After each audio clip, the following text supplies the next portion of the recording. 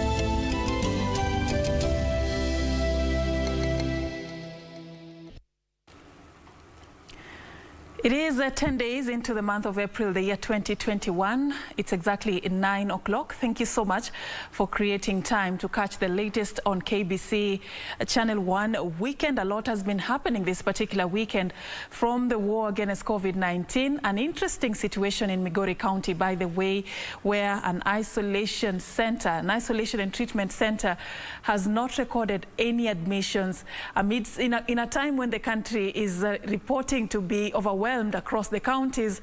We will be telling you more about this particular story and more that is emanating from the investigations on the murder of a KBC staffer, Betty Baraza, right here on Channel 1 Weekend. A very good evening. Welcome on board. My name is Serfine Achieng Ouma. Let's first get the highlights. The paradox of the idle 300-bed Migori Isolation Center, as Kenya's COVID-19 positivity rate adamantly remains above 10%. Who are the killers? Lawyers raise a red flag over surging unresolved murder cases.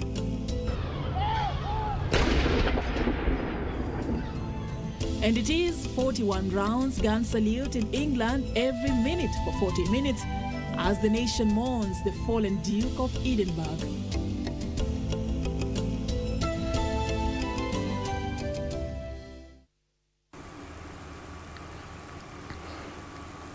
Byron Abuli is our sign language interpreter, and remember, you're also part of this broadcast. Do engage us on social media at KBC Channel 1 and at Serfine_Achieng on Twitter, Serfine Achieng on Facebook.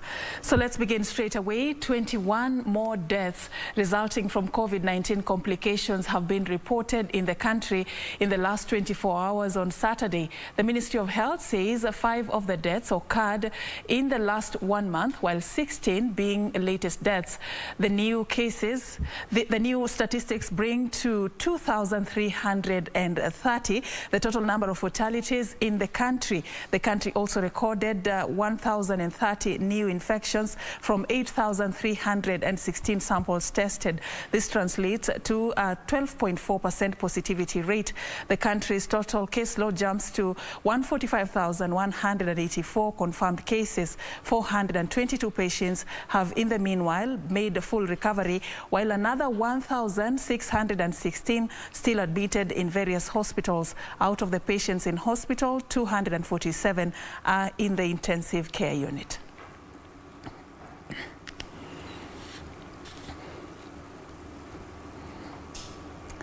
Now, as the country battles with the third wave of the COVID-19 pandemic, which has left many hospitals overwhelmed with patients, the COVID-19 Isolation and Treatment Center in Nyatike sub-county of Migori County is yet to admit any patients. The Chief Officer for Health, Pauline Amolo, attributes this to the uptake of home-based care for COVID-19 patients. Now, let's have a look at the level of preparedness of Migori County in battling COVID-19. The country's death toll resulting from the COVID-19 pandemic has surpassed the 2,300 mark, with over 140,000 positive cases reported so far, a clear indication that the blades of the COVID-19 pandemic keeps getting sharper. A raft of measures have been put in place by the government to contain the spread of this deadly virus, which has proven to be the biggest test on the country's healthcare system. With a surge in the positive cases, hospitals across the counties are increasingly becoming overwhelmed, with some unable to admit patients in need of critical care due to the shortage of ICU beds and oxygen ventilators. Ironically, though, in Migori County, the silence at one of the COVID-19 treatment centers in Nyatike sub-county is deafening. The 300-bed capacity facility, situated several kilometers off Migori town, is yet to admit any patients. According to the county's Chief Officer for Health, Pauline Amolo, absence of patients at the facility has been influenced by the uptake of home-based care for COVID-19 patients. 18 patients isolated at the GK prison, but we are yet to receive patients in Nyatike. And I think this is because right now we are focusing on home-based isolation and care for any person who tests positive to COVID. She says that 13 patients are, however, admitted at the county's other treatment center at Migori GK prison. We are only admitting those patients who require critical or additional care within the facilities. And for that, Nyatike is well equipped. And we also have set aside the critical care units here at MCRH in the event that we receive such patients. Recently, the county governor, Okoth Obado, gave the assurance that the county has stepped up efforts to contain the spread of the deadly virus. We are prepared. In terms of the number of isolation beds that were directed earlier by the president, we managed to obtain that level of preparedness. Na hakuna kitu imeharibika mpaka saizi.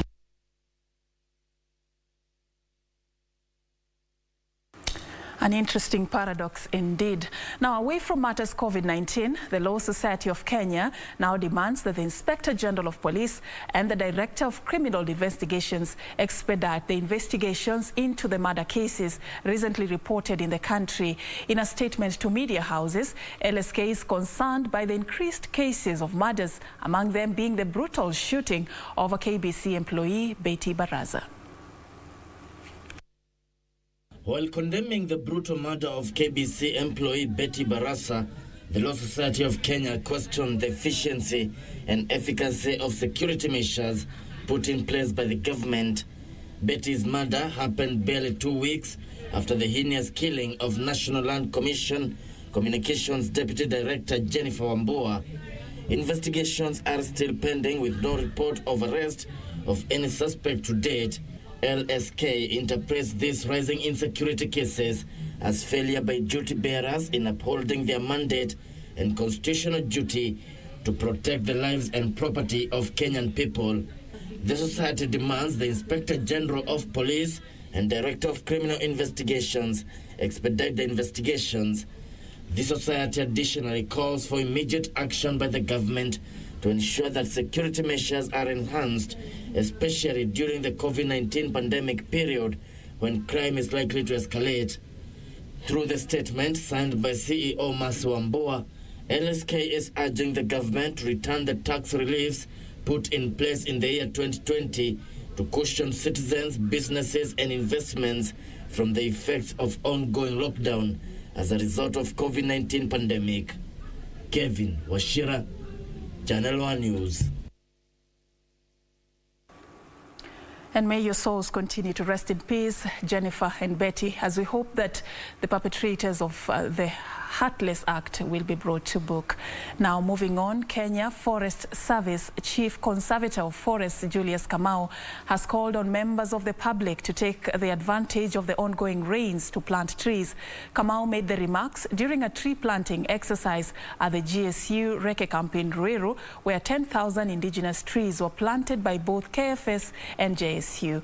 The exercise is part of an ongoing greening program within the disciplined services to contribute to the attainment of the 10% forest cover in Kenya.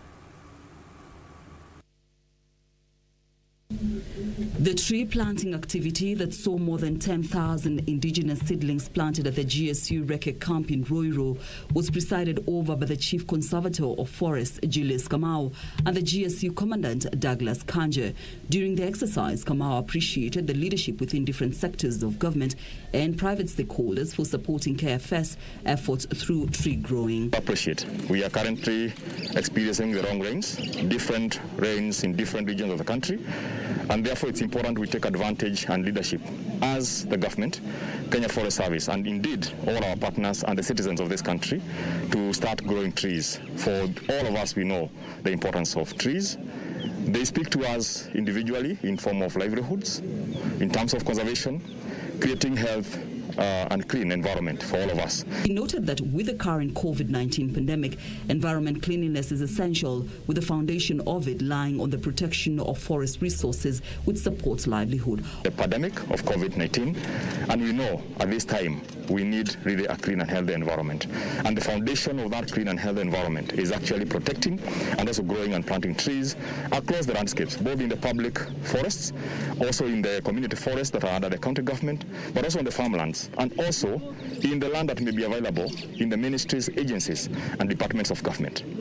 On his part, the GSU Commandant Douglas Kanje encouraged all National Police Service officers to personally embrace tree planting as a collective responsibility. The same exercise was replicated in Meru with the planting of 7,000 trees planted in the Lower Imenti Forest, with the KFC chairman urging residents to join this effort to ensure the country realizes its goal to realize a 10% forest cover.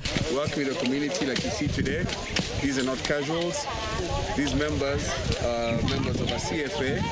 The area has been balloted, and so we're beginning the tree planting campaign for Kenya Forest Service and also Mount Kenya Trust, who are supporting us in planting trees. At this time, throughout the country, Kenya Forest Service has about 46 million seedlings towards a 10% tree cover, mainly indigenous seedlings. The newly launched tree planting exercise is aimed at realizing the global forest cover of 10% as per the World Environmental Organization. Caroline Kamar reporting for Channel 1 Lunchtime News.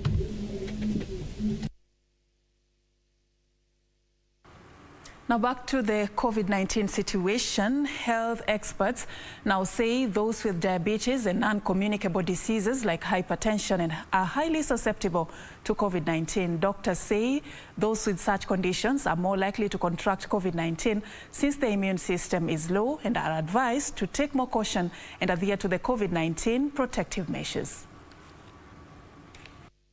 Dr. Rosalind Ngoge, a diabetologist, says access to diabetes medication in most hospitals has become a struggle, and urges people to take precaution by keeping their blood sugars regulated to avoid more cases of diabetes in the country. We have adequate amount of insulin, the right type of insulin. I can honestly say we do not. Then when we come to the different types of drugs, the antivirals, what I have access to in a private, I do not in this public. Following the recent scarcity of beds in hospitals due to increased COVID-19 cases, Rosalind urges those who are diabetic to be extra cautious. Now, do we have the bed capacity to be able to handle if all diabetics were to be admitted? We do not. The likelihood of you requiring oxygen is very high, and we do not have adequate amount of oxygen. Peter Ngatia, a clinical officer, advises on healthy living for all people as a way to prevent diabetes contraction. Ngatia also urges diabetics to move to more advanced and affordable treatment in order to regulate the severity of the illness. But one of the key factors puts the people to manage your sugars, keep your sugars to optimal, bring blood pressures down, weight down, and also we bring the cholesterol down. Newton Ngoge, a diabetic and counselor at the Kenya Defeat Diabetes, says living with the disease is challenging, more so as to these times of the coronavirus pandemic. Especially during the COVID season, we have faced challenges, especially people living with diabetes, whereby in terms of a supply of our medication, there has been an erratic supply, whereby it is in and out of stock. There has also been changes in the socioeconomic spectrum, whereby some of the members of KDD, also people like me also, have got a situation of losing maybe their source of livelihood. So in that situation, it has impacted the management of the condition. Reporting for Channel 1 News, I'm Wamboi Otiende.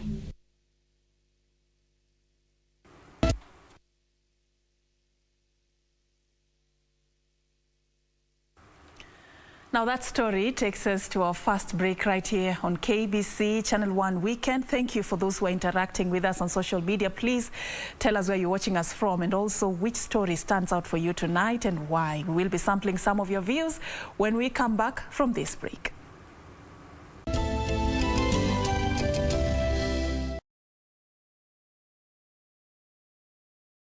Je, umeomoka?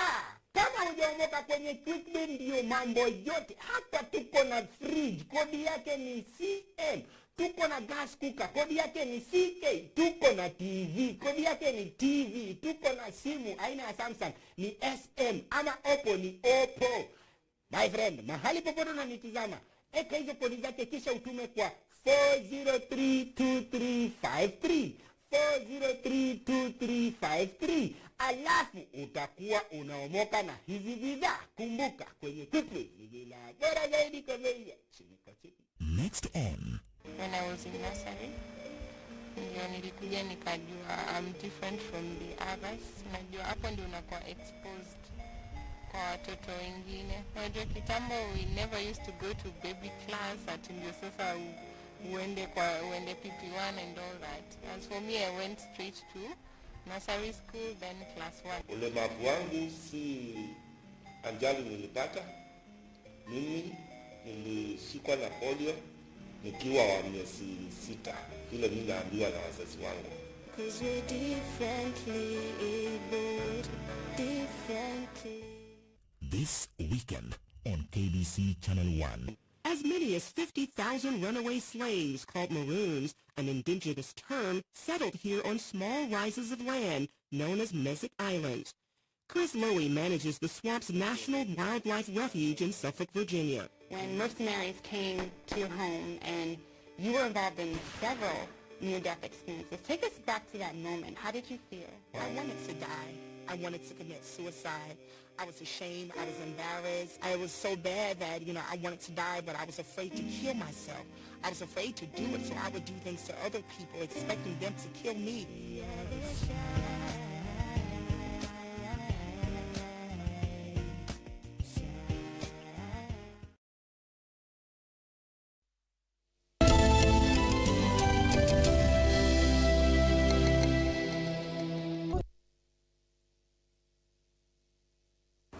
Welcome back and thank you so much for staying with us. Paul P. na Miriel, you're watching us from West Pokot. Again, Buddy Karaoke, I've noted your concern. Thank you so much for keeping it KBC Channel 1. As Valde, as Love, watching from Kitengela. Stephen Juma, watching from Kitale. Please continue interacting with us. We appreciate your time tonight.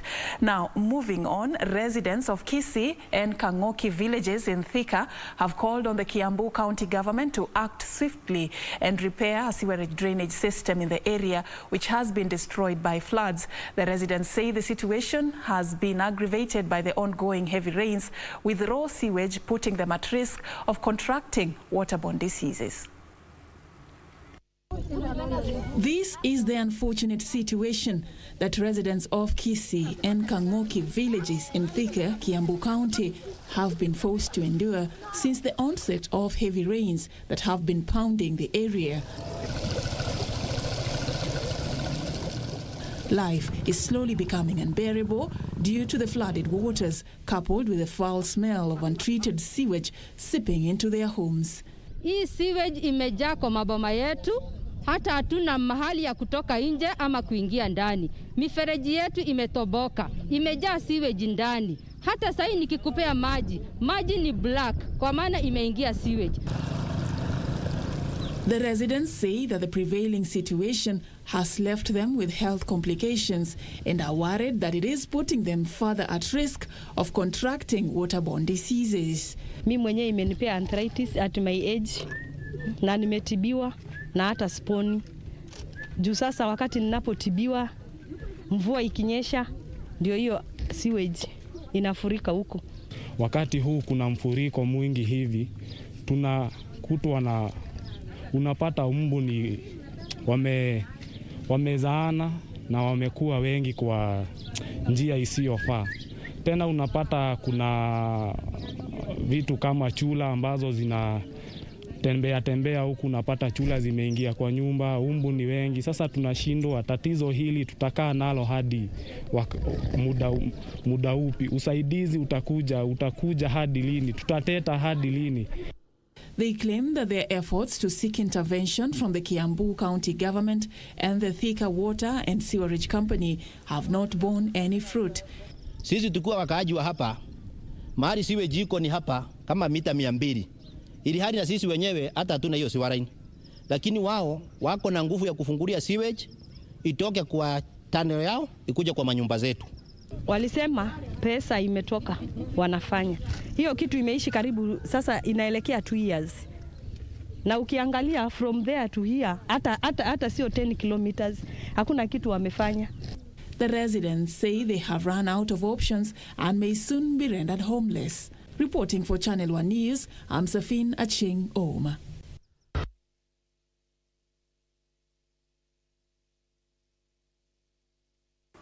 Now, away from that unfortunate situation, we cross over to the United Kingdom. Gun salutes in honor of the fallen Duke of Edinburgh, Prince Philip, were held across the UK in Gibraltar and from the warships at sea. Prince Philip, who died on Friday morning, aged 99, gave a lifetime of royal service to the country and was the Queen's beloved companion for more than 70 years.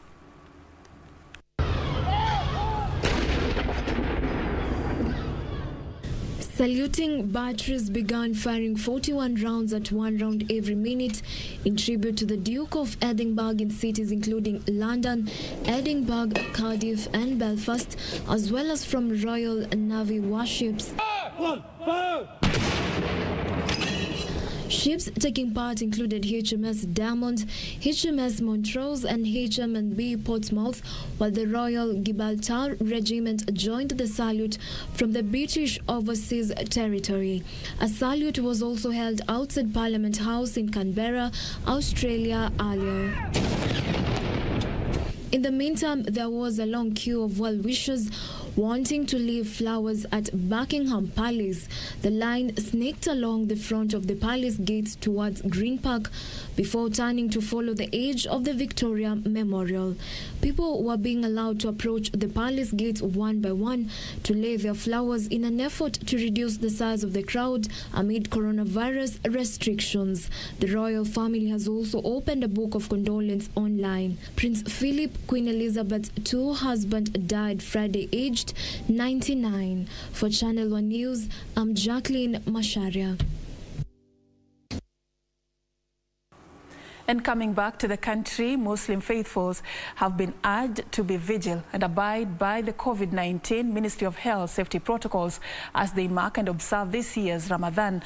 Elsewhere, human rights defenders and well-wishers have been urged to intervene and rescue a 19-year-old girl from Mahoma village of Bunyala sub-county following allegations of mistreatment from her foster parents. Irene Mchuma-Odilm brings us details of this and more stories from across the counties.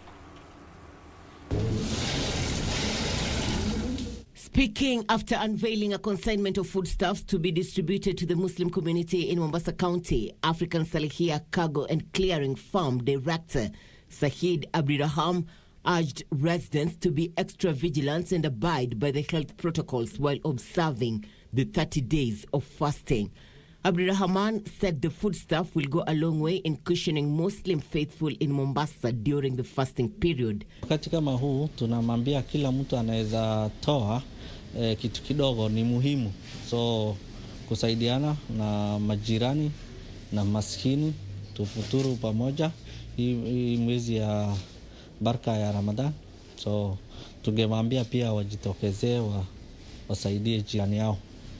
In Busia County, human rights defenders have been urged to intervene and rescue a 19-year-old girl from Mahoma village of Bunyala sub-county following the allegations of mistreatment from her foster parents. Michelle Nerima, a standard 7 pupil from Mahoma Primary School, has allegedly undergone every kind of abuse from the parents that compelled her to escape from home. Ukimwambia hii hataki, ukimwambia wanataka kitu shuleni, yeye hataki, anakuambia enda ambia hao walimu wako watajua mimi ni nani. Hapo kwa huyo bwana ndio kungekuwa mahali penye tunaweza kaa, lakini sasa hatuna mahali penye tunaweza kaa. Hakuna amani, kila siku ni kupigwa. Meanwhile, security operators carrying out operation in the volatile Baringo County have been urged to allow continuation of healthcare service provision to the affected area. Baringo Health Chief Officer David Cherop revealed that a number of health facilities have been closed as healthcare workers in the region have fled since the operation began. I urge them to allow us, especially our healthcare workers, to get access to those rural facilities and probably be given security to be able to have a good working environment, to be able to handle our patients, especially mothers, delivering mothers. Separately, Machakos County Chamber of Commerce wants the national government to reconsider its decision on the recently imposed lockdowns on 5 counties. The region's Chamber of Commerce chairman, Mutavi Kithu, says the situation has led to close of business and loss of jobs. Makanisa na kufunga biashara hakujasaidia sana, kwa sababu hata ukienda sokoni unakuta watu wamejazana, hata watu wanatangamana kama kawaida. Irene Mchuma, Odim, Channel 1.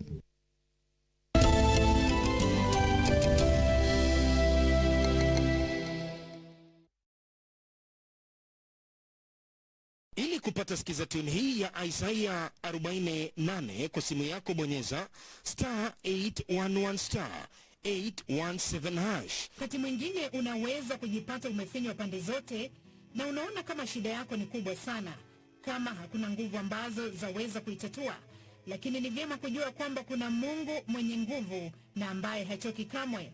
Isaia mlango wa 40 mstari wa 8 inasema, je, wewe hukujua? Hukusikia?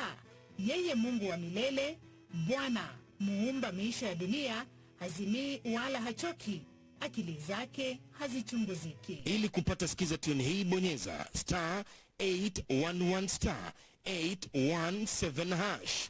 *811*817#. This is the normal day you're going back to school.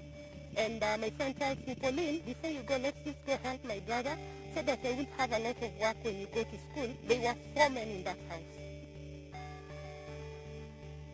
One thing led to the other, and I was drugged, and then later on, I was sodomized.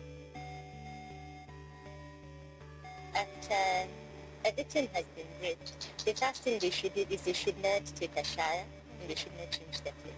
Victims of rape go through distressing experiences that sometimes leave them with feelings of self-hate and blame. Join me and Boy Achieng this Sunday at 9 p.m.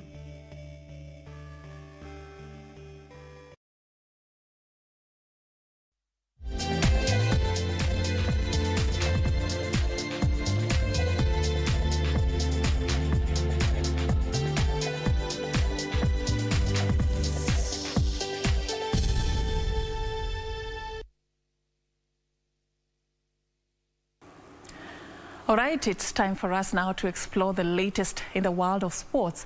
By the way, there's a special treat for you at 10 right here on KBC Channel 1. Do stay for these details and more. But first, before I tell you, let's begin straight away to look at what has been happening in the world of sports. Now, 11 Nairobi-based Football Kenya Federation clubs have received the COVID-19 vaccine as they await the resumption of the FKF leagues. The vaccination process was facilitated by FKF in conjunction with the Ministry of Sports and the Ministry of Health in a move to facilitate the safe resumption of football in the country. FKF President Nick Mwendwa has appealed to the Ministry of Health and the Ministry of Sports to allow safe resumption of football in the country so as to have a feeding pool for the national team who are set to take part in the 2022 Qatar World Cup qualifiers in June with their first match slated against Uganda. Football sisi wenyewe tunapeana COVID-19 passport ya FKF. Ukishapata chanjo tunachukua ID yako ya chanjo, inakonfirmiwa na ministry. Ikisha konfirmiwa tunatengeza certificate. Kila mechi kabla ianze kuchezwa lazima hiyo certificate yako na passport yako ya COVID-19 itolewe. The resumption of the leagues will help the players maintain match fitness and create a pool of players that can be called up to do duty for Kenya. We want to ask the ministry to allow us to go back to play without funds, in isolation, by 24th. And why? Because we have World Cup qualifiers hot on our heels. Kenya is playing Uganda on 5th, as we all know, of June. We have to have the boys ready, particularly because those countries are playing football. And we need to play to compete them. 70% of our players now in the national team are coming from the local league. And so we must get them ready. The other 8 out of Nairobi-based Football Kenya Federation clubs are scheduled to receive their first batch of vaccines by Tuesday of next week. Daniel Mwendwa for Channel 1 Sports. Now, Kenya will send a team of 31 athletes for the World Relay slated for Silesia, Poland, between 1st and 2nd of next month.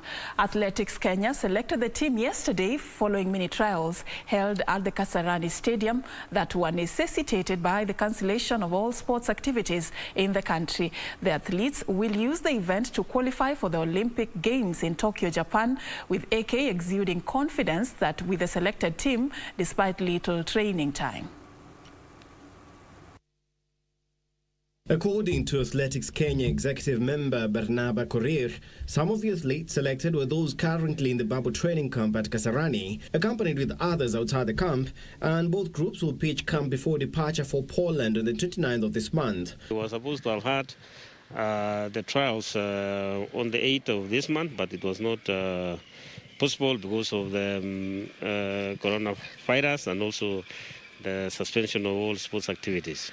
What we are trying to do now is to select a team using internal mechanisms so that they will also represent Kenya. So those ones who will be selected will continue training here in the bubble, also with the support from the National Olympic Committee and the government.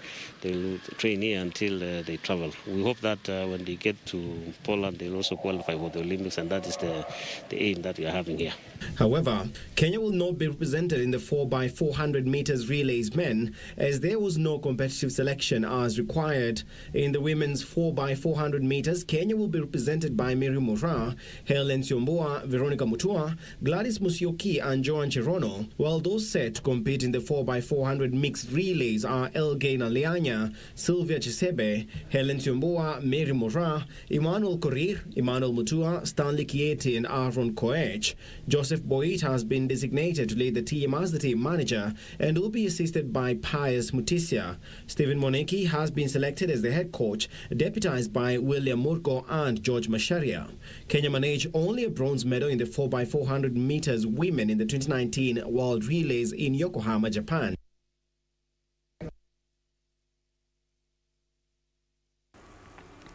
And Harambee Starlets head coach David Ouma has named his provisional 30-member squad ahead of the international friendly match against Zambia Copper Queens on the 24th of April. The squad will be captained by veteran player Dorcas Shikobe. Thika Queens top scorer Mwanalima Adams will lead Harambee Starlets attack. Mimi kama kocha niliangalia hii ni friendly ambayo inaweza nisaidia zaidi kwa kuwa Zambia wamekuwa hawajai kuwa na break, wameendelea kuwa wakijitayarisha tu zile Olympic qualifiers. Joining the Thika Queens star is former Kisumu All-Star striker Mercy Airo, who has scored 9 goals for Gospel Women, debutants Faith Mashora of Zitek, and Kenya national women's hockey team captain Jili Okumu. However, former Turkey-based forward Ese Akida, currently with Thika Queens, and Ulinzi Starlets Nedi Atieno are missing from the squad. Sekafa top scorer Gentrix Shikangwa will also miss the friendly, as she is currently writing a Kenya Certificate of Secondary Education KCSE exam. Sisi kama makocha sasa ni jitihada yetu kuensure that during hii break ya wiki mbili wachezaji wetu wako katika level gani. Hii ndio kitu mtihani kubwa sana tutakwenda kupata, na wachezaji wapya wenye tumewaleta katika national team, hii itakuwa ni kama orientation ama kuwaleta karibu kuona wako na ile uwezo ya kuweza kutufikia zile malengo ambazo tuko nazo. Harambee Starlets are expected to start residential training on April 15. Karanja David for Channel 1 Sport. Now moving on, Al Ahly concluded their CAF Champions League group stage campaign with a 1-0 home victory over Tanzanian champions Simba. The match, which was beamed live on KBC Channel 1, saw Mohamed Sharif score the lone goal to ensure a quarter-final spot for the Egyptians. Tonight, South African side Kaizer Chiefs will be aiming for a top finish in Group C when they play away to Guinean side Horoya FC. Here in this final round of matches in Al Ahly ran out 1-0 winners over Simba SC in a CAF Champions League Group A match at the Al Salam Stadium. The two sides had already qualified for the quarter-finals, with Simba as group winners while Al Ahly accompanying them as runners-up. The Egyptians were determined to average 1-0 defeat to Simba in the reverse fixture, which was played in Tanzania 2 months ago. The Red Devils dominated the match from the start, and they managed to break the deadlock 2 minutes after the half-hour mark through Mohamed Sharif. The 25-year-old attacker's header was saved by Simba goalkeeper Aishi Manula, but he fired home from the rebound to hand Al Ahly a well-deserved 1-0 lead. Whipped in nicely, and surely it's the opener. Yes, it is. Sharif, he's looked so dangerous in this match. And that's the opener, and you've got to say it was coming. The visitors did threaten in the second half, with former Gor Mahia striker Madi Kagere and Zambian international Clotus Chama forcing Al Ahly captain and goalkeeper Mohamed El Shanawi into fine saves. The match, which was beamed live in KBC Channel 1, saw the Tanzania's club Cus in Egypt maintained with first with just 2 draws and 22 defeats in 24 visits. Meanwhile, Kaizer Chiefs of South Africa are in Guinea, where they take on Horoya FC in a CAF Champions League Group C match. Participating in their first ever group campaign, Chiefs could record history in this competition by reaching the quarterfinals if they at least manage a second draw against the Guineas. Today's encounter will be their final game in Group C, and they are currently third in 8 points, the same as Horoya, who are in second spot. The match will be live on KBC Channel 1 from 10 p.m. The ball is whipped in, and how on earth has that missed everyone? The keeper missed it, the defenders missed it, Pascal getting a dressing down from the goalkeeper, but the referee brings the game to a close, and it's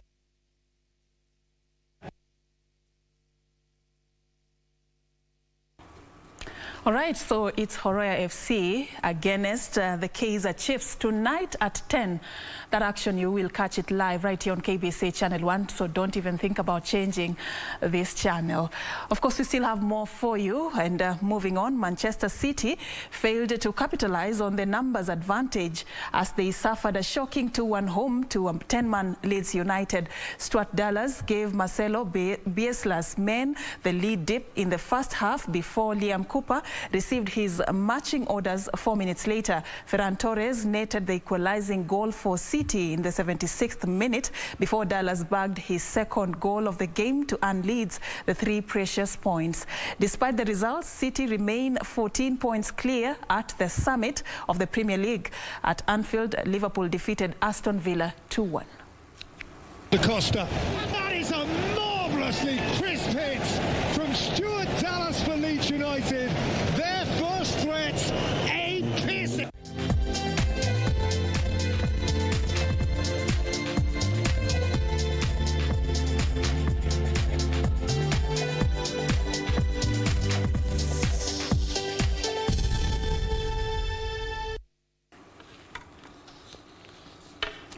And that is how we wrap it up right here on KBC Channel 1 Weekend. Remember that action, Kaizer Chiefs against Horoya FC at 10 right here, so don't go too far.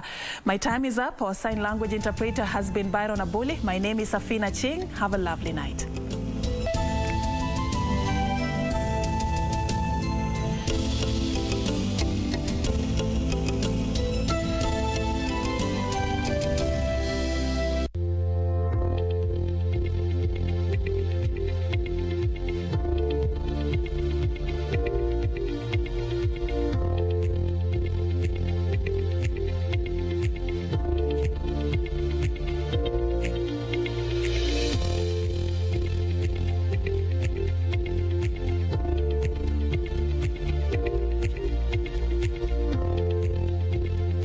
evening and a very warm welcome to Channel 1 Weather Updates. My name is Irene Mchoma Odem. Tonight, most parts of the country are experiencing scattered wet conditions, save for the coastal strip and southeastern lowlands, where there are partly cloudy conditions over most areas. And tomorrow, it will mainly be sunny over several places in the capital, as much as the capital, Meru and Nyeri will experience cloudy weather conditions during the early morning hours, and that will also be characterized with light rains. These will later on give way to sunny intervals, but at the coastal strip, there'll be scattered wet conditions which will affect Malindi and Mombasa. The Lake Basin region will mainly be sunny, and a few areas in Kisumu, Kakamega, Busia, Nyamira, and Kisii will experience scattered wet conditions over the northern parts of the country. There'll be scattered wet conditions which will also affect Turkana and Mandera areas. And in the afternoon, we'll see an increase of wet conditions over the western parts of the country. These will be showers accompanied by thunderstorms, which will largely affect Kisumu, Kakamega, Bungoma, Kisii, and also over the northwestern parts of the country around Turkana. The northeastern will also experience scattered wet conditions and the coastal strip. For you in the capital, Meru, Nyeri, Machakos, Kitui, carry your umbrellas as you leave the house. There'll be showers over several places during the afternoon hours. And let's cross over to temperatures. This is it for you. Sunday, the highest across the country will be experienced over the northern parts of the country in Lodwar and Mandera at 37 degrees Celsius. Residents in the capital tonight are experiencing highs of 16 degrees Celsius. Let's now cross the borders and have a look at the international forecast. Rain or shine, have a blessed day ahead.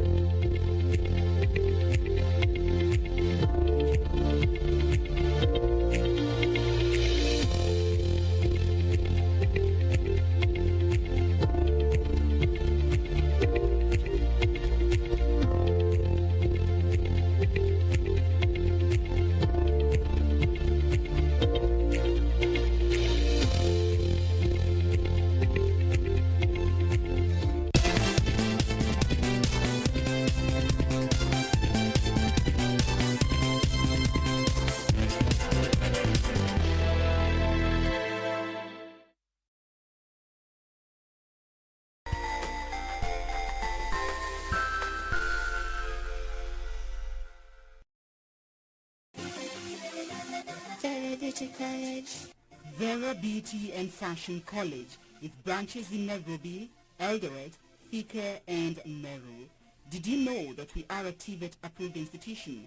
We offer courses in fashion design, interior design and soft furnishing, event decoration, flower arrangement, event planning, hairdressing, barbering and dreadlocks, beauty therapy, makeup, nail technology, spa massages, teaching skills, TOT, solo business management, and many more. Register now and visit our website on www.verabeautycollege.com. You can also call on 0725-923-550 Nairobi branch, 0728-087-689 Eldoret branch, 0722-227428 Thika branch, 0725-000 706 Meru branch. Vera Beauty and Fashion College, a TVET approved institution.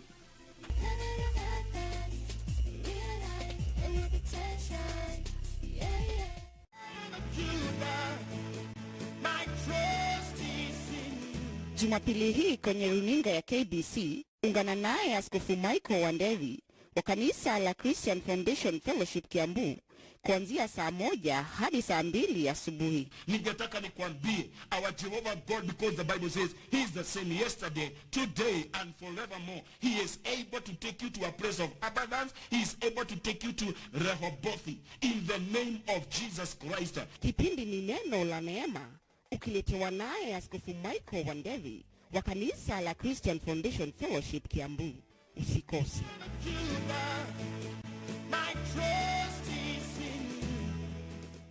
This weekend on KBC Channel 1. As many as 50,000 runaway slaves called Maroons, an indigenous term, settled here on small rises of land known as Mesic Island. Chris Murray manages the Swamp's National Wildlife Refuge in Suffolk, Virginia. When mercenaries came to your home and you were involved in several near-death experiences, take us back to that moment. How did you feel? I wanted to die. I wanted to commit suicide. I was ashamed. I was embarrassed. I was so bad that, I wanted to die, but I was afraid to kill myself. I was afraid to do it, so I would do things to other people, expecting them to kill me.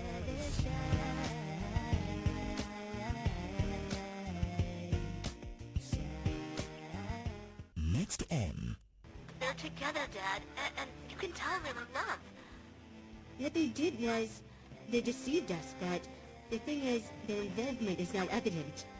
And that's just like yours with Salvador, because the whole Montesinos family already knows. I had really asked Lucrecia for her help to prevent you from going to jail.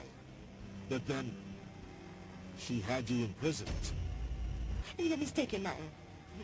Elisa and I can no longer live in the same house. So either she leaves, or I will.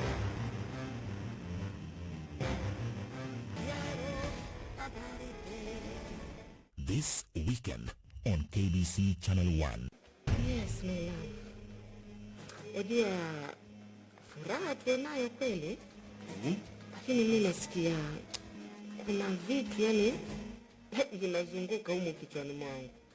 Sisi unajua sielewi, manake last time tukiwa hapa tuliambiwa kuwa leo alikuwa hayuko na jamaa mwingine na sasa tunakuwa naye. So what is the way forward?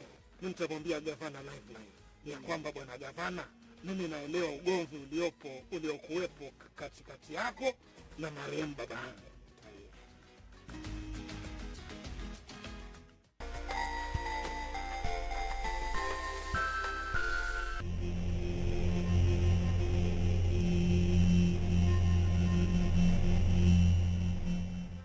Bwana Yesu apewe sifa. Majina yangu ni Francis Maabi, askofu wa kanisa la Evangelical Gospel Ministry, nikiwa Nairobi Kibera, sehemu za Uduku. Nataka kuletea imiso, ama nimekuletea imiso kwa wakati huu ambaye mawazo yako yamekosa msimamo. Moyo wako umejaa mawazo, ndoa yako iko katika challenges. Neno kichwa chake ni nguvu katika neno, ama nguvu za neno.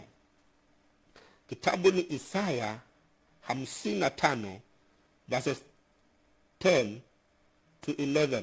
Inasema, maana kama vile mvua ishukavyo na theluji kutoka mbinguni, wala hairudi huko, bali huinyesha ardhi na kuichipuza, ikampa mtu apandaye mbegu na mtu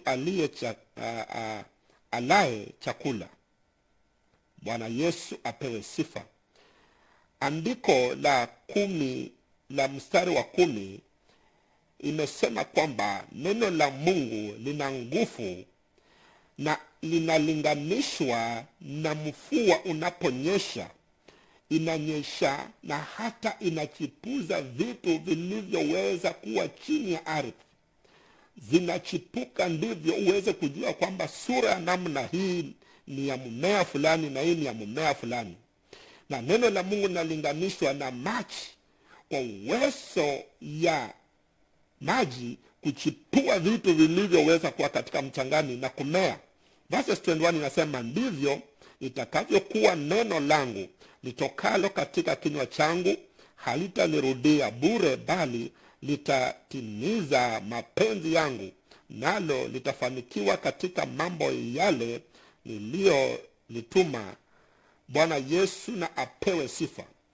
Nacha kwako mpendwa msikilizaji, ya kwamba wakati neno la Mungu linapita, watu wengi tumereject maneno ya dunia hii.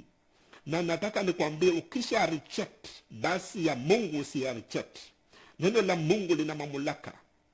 Watu wanaweza nunua news papers, wakanunua hata 5 times, na hawanunui habari ambayo imebebwa katika